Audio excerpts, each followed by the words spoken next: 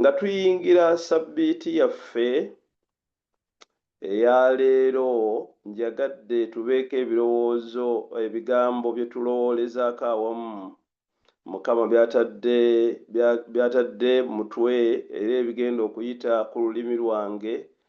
Tusaba Katonda waffe atubeera atuluŋŋamye.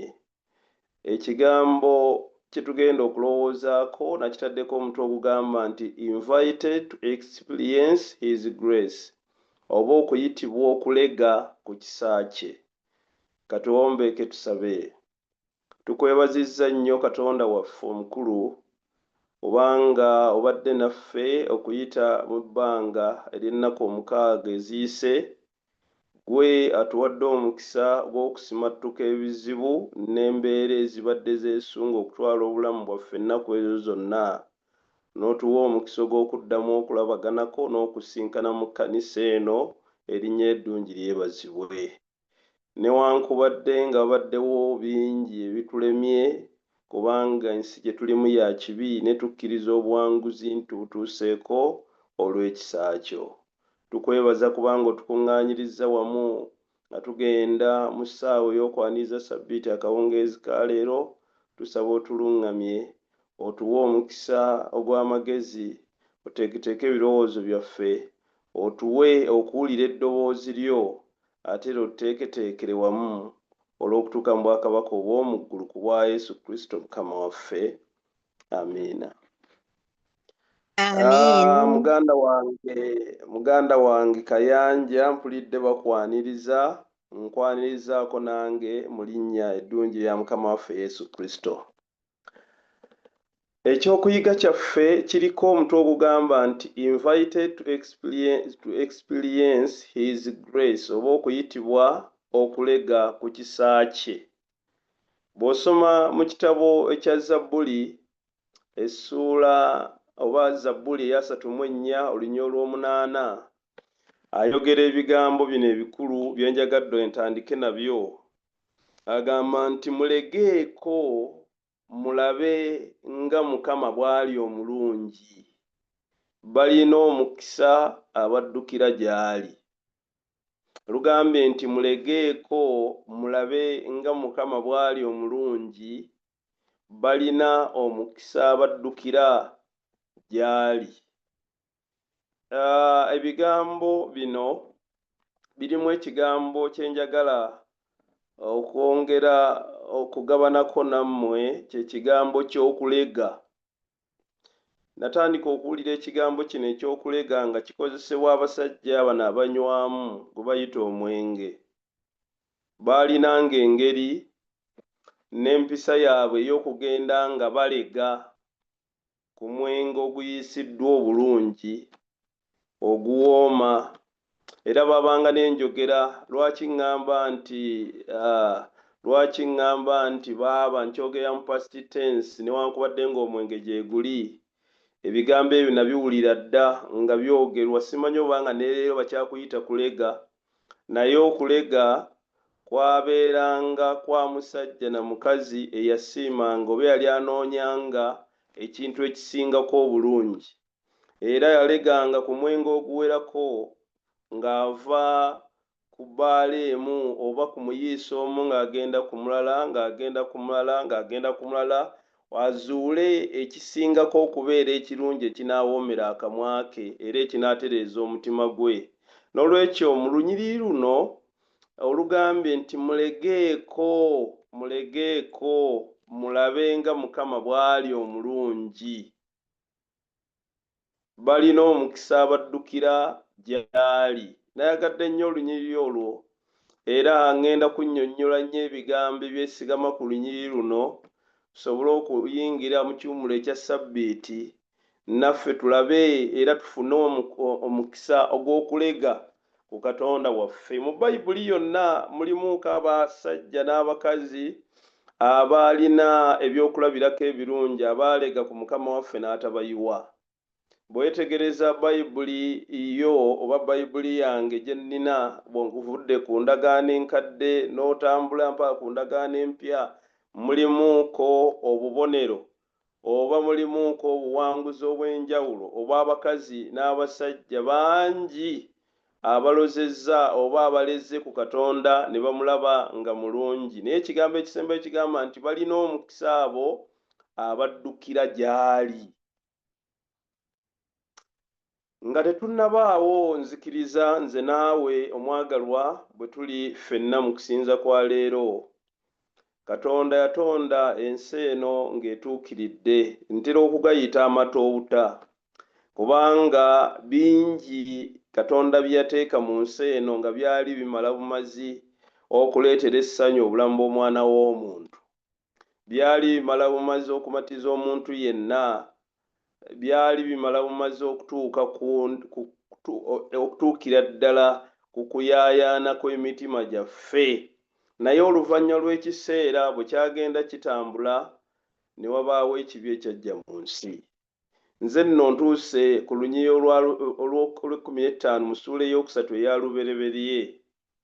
Lubereberye essuula 3 Olunyiriri lwa 15 agamba nti nange obulabe ne katandike ku lw'e14 agamba nti Mukama Katonda n'agamba omusota nti kubanga okoze kino okolimiddwa ggwe okusinga ensolo ez'omu nnyumba zonna n'okusinga buli nsolo ey'omu nsiko, onootambuzanga olubuto, onoolyanga enfuufu ennaku zo zonna ez'obulamu bwo.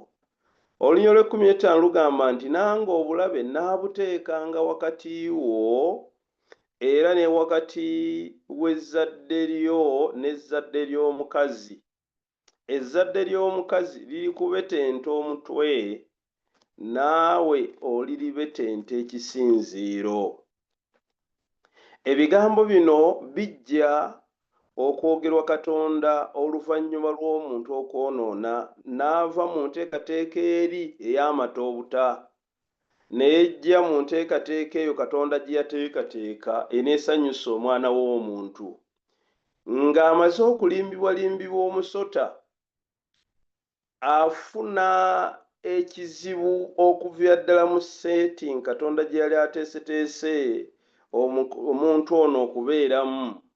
Olunyiriri olw'e14 lwo lugambe nti Katonda atandika okugaba ebibonerezo.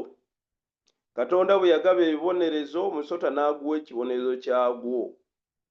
Naye ate n'omuntu teyaviiramu awo, omukazi n'omusajja nabo ne bagabana ekyabwe.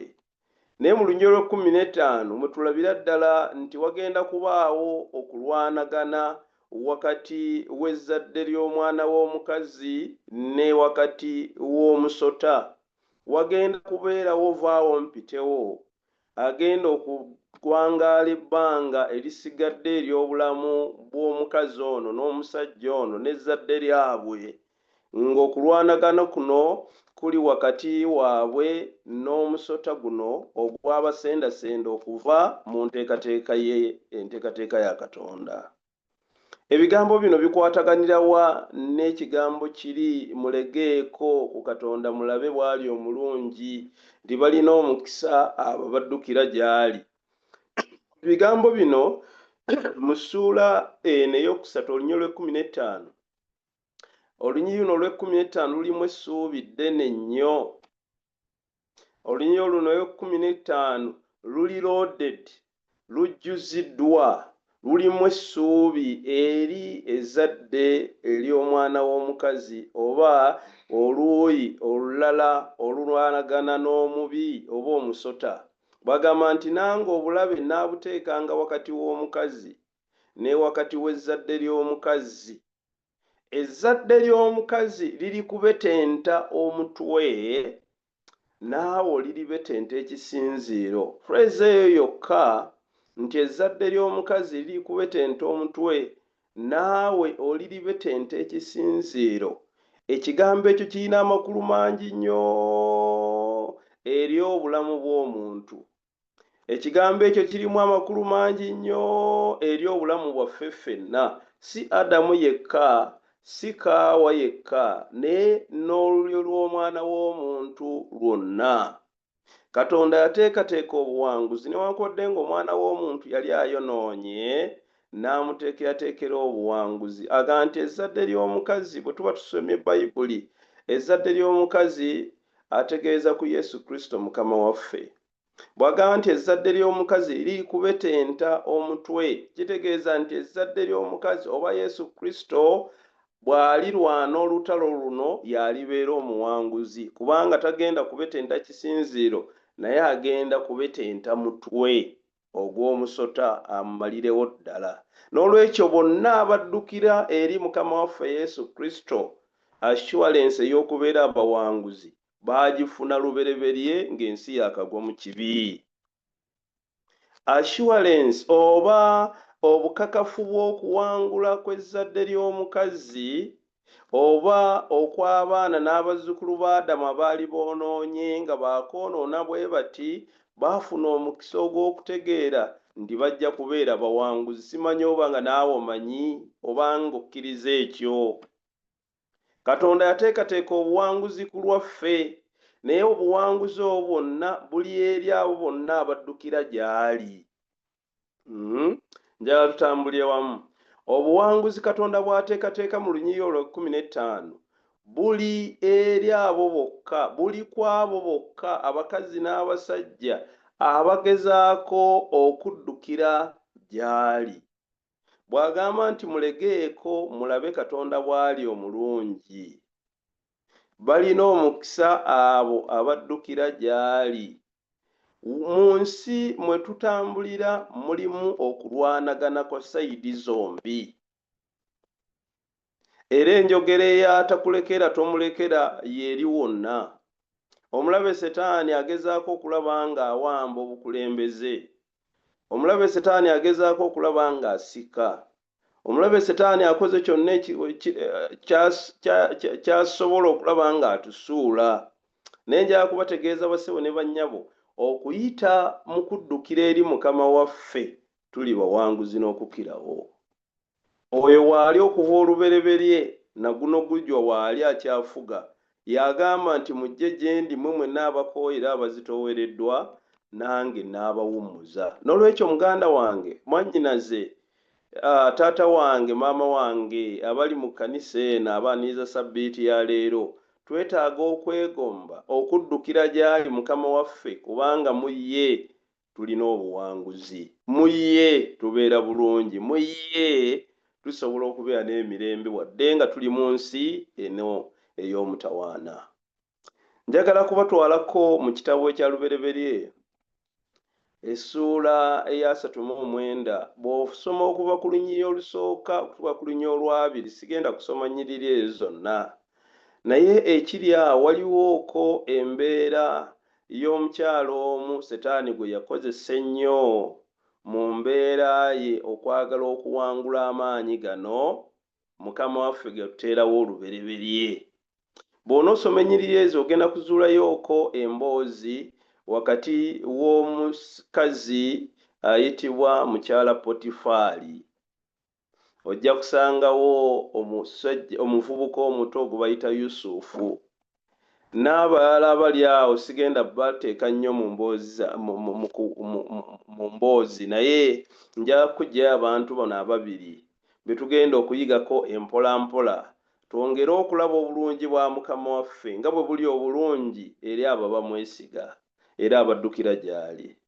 Bw'oba weetegereza mu nnyiriri ezo zonna, mukyala Potifaali alina ebintu eby'enjawulo bye njagala okumwogerako. Ekisooka, bwetegereza bw'osoma ennyiriri ezo zonna, omukyala ono, mukyala Potifaali yali mulungi, era abawandiisi bamwogerako, abawandiisi oba scholars ab'enjawulo aba Bayibuli boogera ku mukyala ono ng'eyali omulungi amata obuta, era yali teyeetaaga kugattako.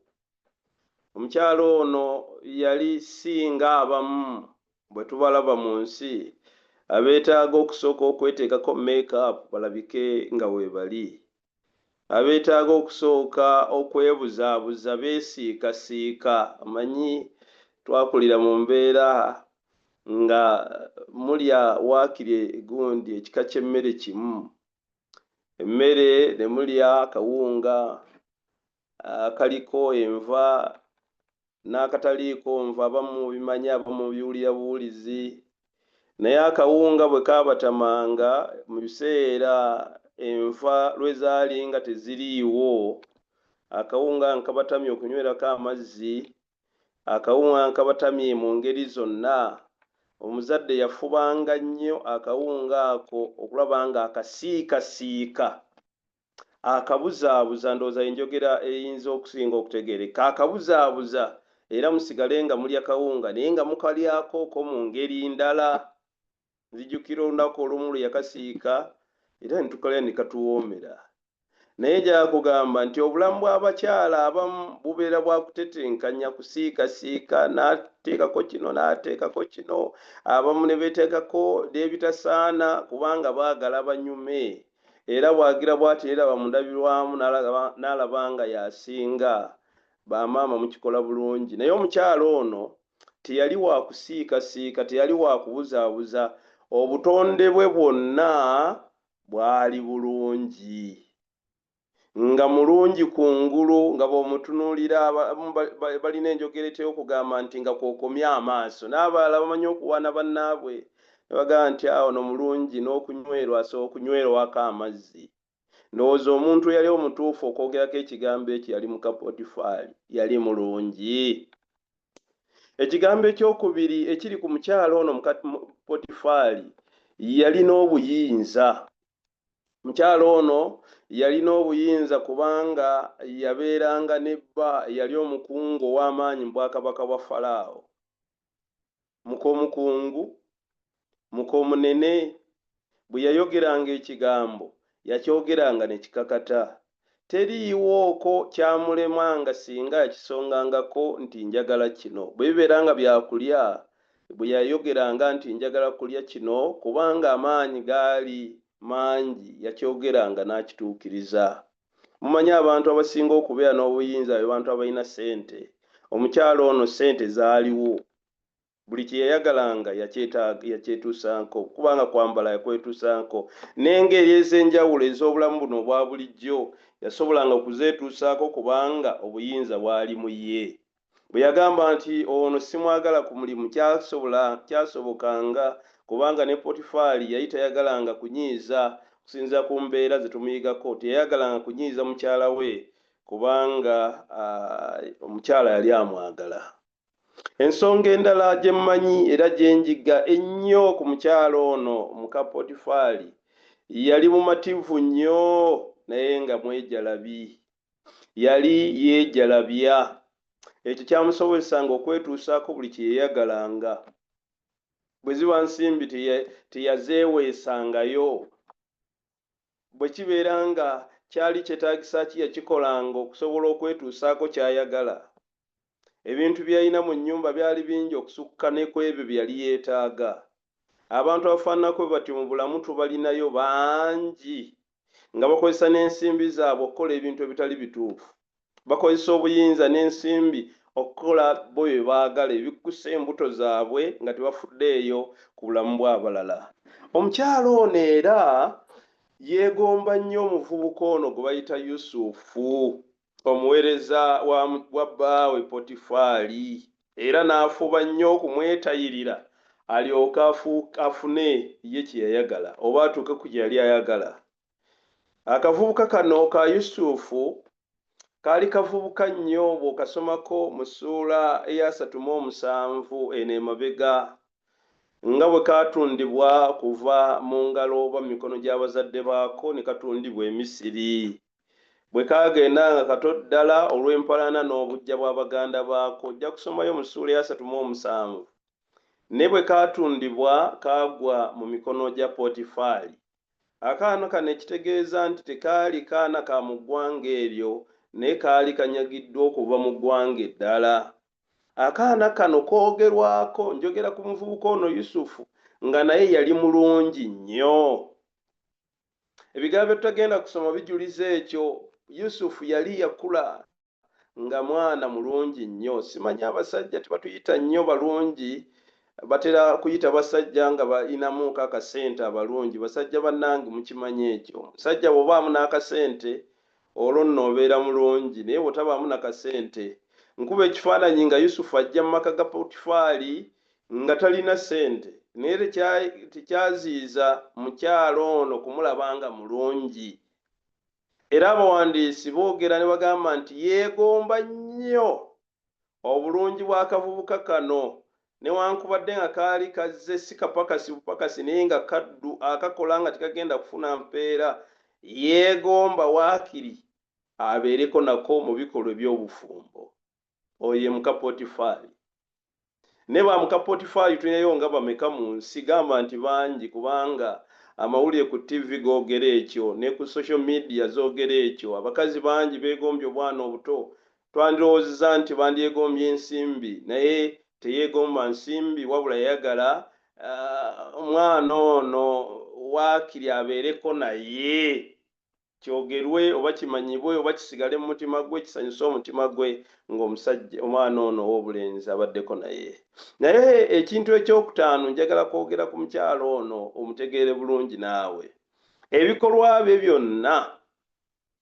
byonna newankubadde si mu nsonga eno, naye n'ebikolwa bye ebirala byonna byalaga obuteefuga. Era yasukkiriza nnyo obugwenyufu bwe. Bw'osoma mu kitabo ekya Lubereberye essuula eno eya 39 gye tutambuliramu olunyiriri lwa 7 okutwala ku lw'12, njagadde nkusomereyooko waakiri. Olunyiriri olw'omusanvu lugamba nti awo lwatuuka oluvannyuma lw'ebyo, omukazi wa mukama we n'atunuulira Yusufu n'ayogera nti sula nange.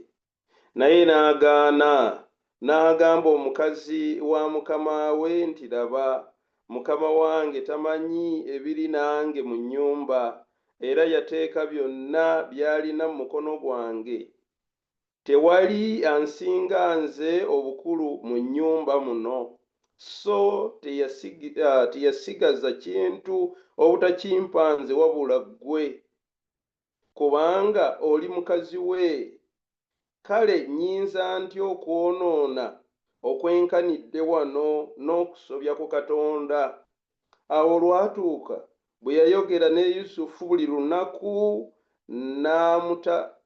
n'atamuwuliranga okusula naye oba okubeera naye. Naye olunyiriri lwa 11 lugamba nti awo lwatuuka mu biro ebyo n'ayingira mu nnyumba okukola emirimu, so nga siwali basajja ba mu nnyumba muli munda. N'amukwatako ekyambalo kye ng'ayogera nti sula nange, n'aleka ekyambalo kye mu mukono gwe, n'adduka n'avaayo. Omukyalo ono eyali omukulu mukomukungu mu bwakabaka oba mu lubiri oba mu bukulembeze bwa kabaka Falaawo. Mukyalo ono yalina ebikolwa eby'obuteefuga. Nkugambye nti ono yali mukyala w'amaanyi munene, naye ono nga muvubuka muto. Omuvubuka azze mukozi mupakasi is a slave, azze mu ggwanga lino, naye omukyala aga nkwegayiridde, mpulira omutima gwange gwonna gulowooza ggwe. Omukyala ono teyasobola kwefuga newankubadde nga yali mukyala mukulu, newankubadde nga yali muka mukungu, newankubadde nga yali mugagga, teyasobola kwefuga. Era obugwenyufu bwe agenda okubwoleseza ku mwana ono omuto ayitibwa Yusufu. Ensonga endala, njagala kutuuka ku nsonga gye njagala abaagalwa tutegeere nga tugenda mu kiwumulo kino ekya Ssabbiiti. Yanyiikirira nnyo okusendasenda omuvubuka ono Yusufu buli lunaku ng'alaga obumalirivu obw'okutuuka ku kuyaayana kw'omutima gwe. Yanyiikira ne bwe kyetaagisanga kuleeta nsimbi kuziwaayo, yafubanga n'aziwaayo. Omuntu anyiikira ggwe ssebo takola kintu mulundi gumu. Omuntu anyiikira ayita mu ngeri ez'enjawulo zonna okulaba ng'atuuka ku ekyo ky'ayagala. ne bwe kyetaagisa kusaamu ssente zonna kukwata muntu oyo asobola, ne bwe kyetaagisa kukola kintu kyonna kubanga omutima gwe gukiyaayaanira akikola, kubanga omukyalo ono tumugeddeko nga teyalina nsimbi zokka yali mulungi, teyalina bulungi bwokka yali mukamukungu, si kyokka n'ebintu ebirala bingi. Akalenzi kano kaamuli ku mutima, yeetayirira omulenzi, yanyiikira nnyo okulaba nga atuuka ku kuyaayaana kw'omutima gwe okungi bwe kuli. Ekigambo ekirungi kiyitibwa kwetega. Ndowooza abavubuka muwulira bye batera okukyogera. Abavubuka abantu bangi abeetega bannaabwe. Ndowooza omukyalo ono yeetega omulenzi ono okumala ekiseera. Nkuba ekifaananyi ng'afumbanga n'emmere newankubadde ng'ono yali mukozi mupakasi, yafumbenga emmere n'agimuwa n'agimutwalira mu bubba. Alabika okubeera ng'omukyalo ono yatuukanga n'okwagala okujja obute mu maaso ga Yusufu era amusikiriza okubeera naye. Ayinza okubeera nga yagunjaawo n'ennyambala etaali ya waka kubanga yayagalanga okusikiriza n'okuwangula omulenzi ono omuto. Ayinza okubeera ng'alina n'abantu abalala be yalabanga banyumya ne Yusufu, n'asala amagezi bamutuukire wa Yusufu era laazima asobole okubeera naye. Ayinza okubeera nga yafuna obulabolabo obw'enjawulo bwe yaleetanga ewa Yusufu amuwangule. Ayinza okubeera nga yafuna omukisa gw'okubeera nga naye, kubanga Bayibuli egambye nti waliwo ekiseera kyatuuka nga mu nnyumba temuliimu basajja bonna nga balimu abantu babiri, ye muka Potifali ne Yusufu. Ekiseera ekyo ayinza okuba nga yakifuna emirundi n'emirundi naye mission n'etatuukirira. Ayinza n'okubeera nga yamukubiranga obusimu singa gubadde mulembe guno, n'amukubira obusimu ng'oli ali ku mirimu gy'obuweereza bwe, n'amukubiranga essimu n'amugamba nti jangu kaakati omwami taliiwo, omwana mulenzi Yusufu n'asigala ng'agaanye. Kateekawo byonna by'oyinza okulowooza nti bituufu biseewo kubanga ddala bituufu. Omuntu yenna aliko gw'ayagala asobola okumukolerera kasita abanga alina obusobozi. Naye ate n'abatalina busobozi babakolerera. Tulaba omusajja yagenda n'awasa n'akolera omuwala gwe yali ayagala emyaka 7, yali musajja. Bw'ataafuna ye n'addayo n'amukolera emyaka 7 n'agiwa 14 kubanga omutima gwe gwali gwagala oyo. Nkuba ekifaananyi nga muka Potifali asala amagezi gonna yezze omwana mulenzi ono Yusufu, naye Yusufu n'asigala ng'agaanye. Olunyiriri lugambye nti n'alyoka amuleeta n'amusikiriza. Kale bwe yayingira nga balimu babiri n'amugamba nti kiggweera wano, nkwegayiridde mwana wange, tondeka kufa nzekka, n'akwakkula ekyambalo kye. Ekyambalo kino Yusufu teyakkiriza kimubeereko kubanga yalowooza nti agenda kwonoona mu maaso ga Katonda we. Yusufu nno bwe yagaana, omukyalo ono n'alyoka akyankalana nnyo ng'anoonya okubuzaabuza obujulizi olw'eki kye yali akoze kubanga n'okuswaza kyali kiswaza. Omukyalo ono yalina okwerowoozaako kungi nnyo. Enneewulira ye yabikkanga, enneewulira ye n'okwegomba kwe kwasaanikira eddembe ly'obuntu. Waliwo ekiseera nga kyoyagala okutuukako kiyitiridde, tofaayo na ku bulamu bw'abalala, bw'obeera ovuga ku kkubo kubanga oyagala bwangu, n'otafaayo kulaba na kufaayo ku bulamu bw'abantu abalala, oba banaatuuka oba tebaatuuke. Olw'okubanga enjala ekuluma ogenda ku layini n'otafaayo oba nga abalala balya oba tebaalye, gwe n'ogamba nti kanziggyewo emmere kubanga enjala yannumye dda, nziggyewo emmere esukka gye nandibadde ntwala, n'ojjuza essowaani, abalala oba bafikka ne bafikka. N'owulira nga buli kintu kyonna wandyagadde kibeere kikyo, weerowoozaako bwerowooza, ebibanja n'osetula empaanyi, obugagga n'oyagala bwonna bubeere bubwo, n'otalowooza ku muntu mulala yenna, oyo yali muka Potifali. N'omuntu omulala yenna atakkuta abeera ng'omukyalo ono muka Potifaali. Mu bulamu bwaffe twetaaga okuyiga okukkuta, twetaaga okubeera abakazi n'abasajja abategeera n'okumatya n'ekyo kye tulina nti kye tulina Katonda kyatuwadde. Omukyalo nti yamatya nabba newankubadde nga baali bamaze ebbanga ddene, newankubadde nga ali mukungu, newankubadde nga alina byonna, yayagala n'eddembe ly'omwana omuto omulenzi ono Yusufu alirinnyemu. Amalala g'omukyalo ono gaaleetera Yusufu okusibwa mu kkomera. Bambi musajja wattu ataalina musango, omukazi n'agenda amujwetekako ekigambo ekinene eky'obuswavu, era Bayibuli egamba nti n'asibwa mu kkomera. Kubanga omwami yali amwagala, Potifaali yayagala mukyala we, naye omukyala teyafaayo nnyo, newankubadde ng'omwami yali amwagala, ayagala okufunayo ku kasayidi diishi asobole okubeera n'obulamu obulungi. Omukyala ono teyalaga kutya Katonda kwonna. Amazima n'obutuukirivu tebyalabika mu ye. Naye ate tulaba omuvubuka ono Yusufu, kubanga yafaayo n'ayagala okutwala Katonda nga kye kisinga okubeera ekirungi, Katonda ayimirira naye era n'amuwa obuwanguzi. Bassebo ne bannyabo, emirundi mingi nnyo mu nsi eno gye tutambuliramu,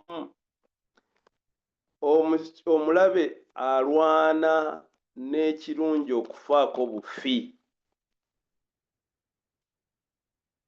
Gye twavudde eri mu ssuula ey'okusatu olunnyo lw'15 lugamba nti omukazi, ezzadde ly'omukazi likubetenta omutwe naawe oliribetenta ekisinziiro. Nabagambe nti okuva ku olwo wazze wabaawo vaawo mpitewo, wazze wabaawo okulwanagana, wazze wabeerawo kembiranye wakati w'enjuyi ebbiri, omulabe Setaani ng'alwanagana ne Kristo, ng'alwanagana n'ekirungi, anoonya okukisuuza obukulu bwakyo, anoonya okukimalamu ensa. Omulabe Setaani ng'akozesa muka Potifaali yali ayagala okusuula omwana ono omulenzi Yusufu asuulewo Katonda yeetabe mu bikolwa ebitaali bituufu. Gwe simanyi mirundi emeka omulabe Setaani lwakwegezezaamu, kubanga tatya. Omulabe Setaani mu bulamu bwa Yusufu ku mulundi guno yajja atambuza na bigere. Waliwo omulabe Setaani lwavuddeyo, omulabe Setaani lwayagadde okujja mu bulamu bwaffe ng'atambuza bigere. Waliwo ebintu by'otalowoozangako okukola naye ng'olunaku olumu ali obikoze. N'abamu baabikolera ddala, abamu baabula kate babikole. Omulabe Setaani n'akwerabiriza ddala mukyala wo n'ogamba nti kale kamulekewo olw'ensonga eno talina na makulu. Omulabe Setaani n'atwerabiriza ddala okumusinza mu ngeri esinga okubeera ennungi, ng'olwo afumbyefumbye ebintu bye. Ekifaananyi ky'omukyalo ono muka Potifaali kifaananya ddala ekya Setaani ddala ddala, kubanga tewaliiwoko kye twogedde ku muka Potifaali ekitaali ku Setaani. Setaani ayogerwako ng'ekitonde ekyali ekirungi, muka Potifaali yali mulungi. Setaani ayogerwako ng'omusajja yalina obuyinza oba ekitonde ekyalina obuyinza, muka Potifaali obuyinza yabulina. Setaani ayogerwako ng'eyayagala okuwaŋŋamya n'okutwala obuyinza, muka Potifaali obuyinza yabukozesa. Setaani ayogerwako ng'eyeetayirira, era ne leero yeetayirira omwana w'omuntu okwagala okumusuula, omukyalo ono yagikolera ddala. Setaani yakola ebintu bingi ebirabikira mu bulamu bwa muka Potifaali okwagala okusuula n'okujja amazima n'okuswaza omwana wa Katonda. Naye njaga kubagamba bassebo ne bannyabo nti newankubadde muka Potifaali yakola byonna ebisoboka, omwana ono Yusufu yasigala akyalina empeke ey'okukkiriza mu ye. Newankubadde nga Setaani ayinza okwetayirira ebbanga eddene, mbagambe nti n'okujja najja ng'atambuza bigere. Mbagambe nti najja mu bulamu bwaffe nga atulaga ebintu ebirabika ng'ebituufu. Twetaaga okusigala nga tuli ku kituufu, twetaaga okusigala nga twogera mazima, twetaaga okusigala nga twogera nti Mukama ye Mukama. Emirundi mingi olw'okwagala okwekkusa embuto zaffe tusuddewo amazima. Emirundi mingi olw'okwagala okubeera abagagga amazima tugalesse. Oli n'agenda ku mulimu neerabira n'okumanya nti essaawa bweziti Ssabbiiti eba eyingidde. Oli n'agenda ebweyo neerabira n'abamaka ge bwe yaleka e Uganda. Waliwo omuvubuka omu gwe nali njogera naye ankolera awaka eyo. Omuvubuka ono mukozi mulungi wa mirimu. Bwe twanyumyamuuko naye emboozi oluvannyuma lw'okumulaba n'omukyala gw'awasizza nga azze eno ku kizinga, mubuuza nti naye obulamu bwe butambudde butya, n'aŋŋamba nti alinayo n'omukyala omulala awaka alina abaana 3. Bwe yava ku baana be eka eri ne mukyala we n'ajja eno okupakasa. Eno bwe yajja okupakasa n'afunayo omukyala omulala. Ne mugamba nti naye gundi gwe lwaki olimba nnyo, lwaki mukyala wo wamwongerako omukyala omulala? Omukyala n'abeera eri, school fees abaana oba oliawo ne zibula, oba oliawo ne balyawo doodo ne babeera mu mbeera enzibu. Gwe nodda eno obusente bw'opakasa nga bw'obulya n'omukazi ono, lwaki okola bubi bw'otyo? Kyava akola statements eza setaani bwe nnyinza okwogera kubanga bonna bakola ebyo ba setaani. Waliwo abantu abamu nga bava mu bitundu gye babamanyidde, bwe bava mu bitundu gye babamanyi ne bagendako mu bitundu ebirala nga beeyisa si ng'abantu, sigamba nti bwe muli, naye nga beeyisa mu mbeera endala, beeyisa ng'abantu basuulawo amazima kubanga tebandaba. Omukadde wange eno tajja kuyitayo, omusumba bino byenkola tajja kubitegeera, n'asalawo okusuula amazima. Naye Yusufu newankubadde ng'ali mu nsi etali yeewaabwe, yasigala akuumye omutindo gw'obwakatonda mu bulamu bwe. Amiina. Tewaliiwo nsonga yonna eyinza kusuuza mazima newankubadde ng'oli eyo bunaayira, ng'oli eyo abantu gye balabikanga abatakulaba, ng'oli eyo Katonda olabikanga gwatalaba, naye nja kutegeeza Katonda amaaso ge gatambulira ku ggwe. Bayibuli egamba nti mulegeeko mulabe Katonda bw'awooma. Kigambo ekyo bwe tukkiriza Mukama waffe Yesu, bwe tukkiriza Katonda waffe, obulamu bugonda. Obulamu newankubadde nga tutambuliza mu nsi eno ey'ekibi, Katonda oyo yatusuubiza okutuwanguza abeera naffe era n'atuwanguza, naye awanguza abo bokka abayimiridde ku kituufu, awanguza abo bokka abaddukidde gy'ali. Omwana ono mulenzi teyasalawo kweyonoonesa mbeera eno. Abasajja tutera okugamba, waliwo enjogera egamba, si basajja bokka, n'enjogera egamba nti basindisa asitamye, n'omulala bagamba nti basindise munnya mu ssubi. Oba oli awo Yusufu yandibadde alowooza ku mbeera eyo, okubeera n'omukyala ow'ebbeeyi oba okwegatta n'omukyala olunaku lumu bwe ruti lumu n'ogaggawala lumu bwe ruti, bandibadde basindisa asitamye, bandibadde basindise munnya mu ssubi. Naye newankubadde ebyo byonna yabitunuulira kubanga kuba byandibadde bimujja n'okubeera omupakasi omuddu n'afuuka omuntu ow'enjawulo, naye ebyo teyabitunuulira, yasigala mwesigwa eri Katonda. Legako mwannyinaze ku Katonda olabe bw'ali, legako muganda wange Katonda olabe bw'akola ebikulu. Obulamu bwa Yusufu newankubadde nga bwafuna emiziziko olw'ekyo kyokka, mu lunyiriri olw'omwenda kandusome essuula 39 olunyiriri olw'omwenda, ndusomyeko emabega naye kandunyweze. Agamba bw'ati nti tewali ansinga nze obukulu mu nnyumba muno. Yeeyogerako Yusufu. so teyasigaza kintu obutakimpanze wabula ggwe. Kitegeeza nti ebintu byonna ebiri mu nju muno yabimpa, naye ggwe teyakumpa. Oli mukazi we kubanga oli mukazi we. Kale nnyinza ntya okwonoona okwenkanidde wano n'okusobya ku Katonda? Nnyinza ntya okwonoona okusukkako wano? Nnyinza ntya okuyitirira mu kwonoona n'ensobya Katonda wange? Buli otutambula mu bulamu buno newankubadde ng'ebintu bye tulaba ddala birungi, abakazi abalungi mu nsi gye bali naye si baffe, abaffe gye bali. Newankubadde ng'ensimbi nnyingi gye ziri tuziyina mu mabanka mu nsawo zaffe, naye ezimu si zaffe, zimu za Mukama. Mwannyinaze, muganda wange, fubanga nnyo okulaba ng'eza Mukama zibeera za Mukama n'ezizo zibeera zizo. Mukama atusaasire tuleme kwonoona ku ye okumusobyako. Newankubadde ng'ebintu ebyokwegomba bingi mu nsi mwe biri, naye tubireke, ebyaffe bijja kutumala era Katonda agenda tukolera ebikulu ebisingawo. Nja bategeeza bassebo ne bannyabo nga tumaliriza.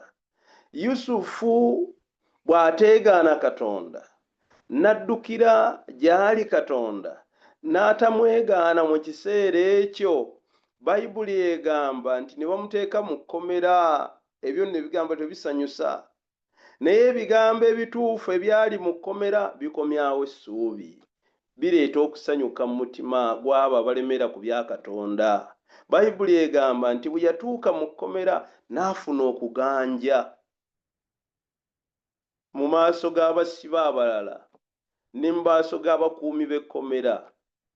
Teyabeera bubeezi muganzi mu kkomera mwokka, naye ne bwe yafuluma okugenda mu maaso ga Falaawo n'akwasibwa okubeera omukulu w'ebyobugagga byonna, nga ye second in command. Omwana eyajja ng'awambiddwa buwambibwa. Lwaki atuuka ku ebyo byonna?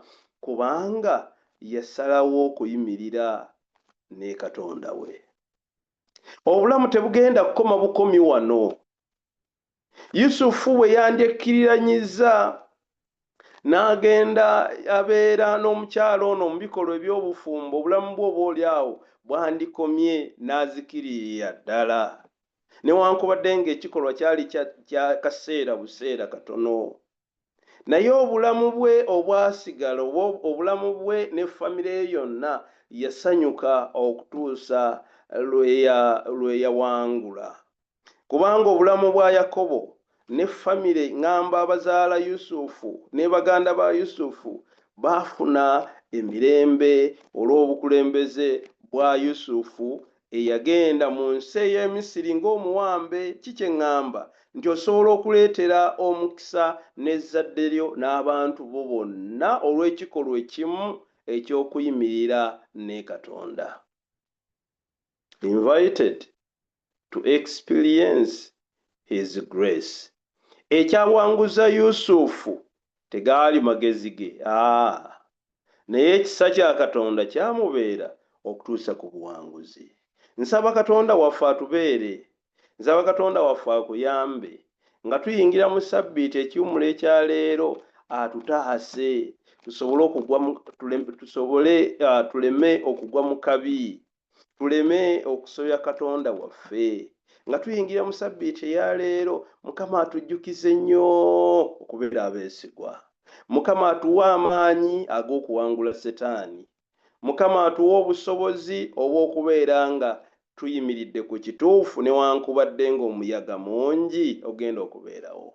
Setaani atambuzaako n'ebigere, tokyerabira. Agenda kujja gy'oli ng'atandikira ku ekyo kye weegomba omutima gwo kye guyaayaanira.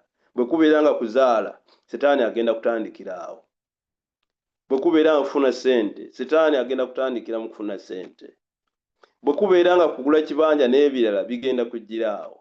Bwe kuba nga bunaabeera buganzi eri bakama abo, Setaani agenda kwekiika mu buganzi obw'oyagala era alabike nga anoonya okusuula. Mbategeeza bassebo ne bannyabo, Setaani asala amagezi gonna okulaba nga atuwangula. Naye obuwanguzi bassebo ne bannyabo buli naffe ennaku zonna bwe tunaasigala nga tuyimiridde tubeeredde ku kituufu nga tulina Katonda waffe. Amina. Mukama Amina. nsaba Katonda waffe atuwe amaanyi, nsaba Katonda waffe atuwe amagezi, nsaba Mukama atuwe obuwanguzi ku bwa Yesu Kristo Mukama waffe. Amiina. Amina. Amina.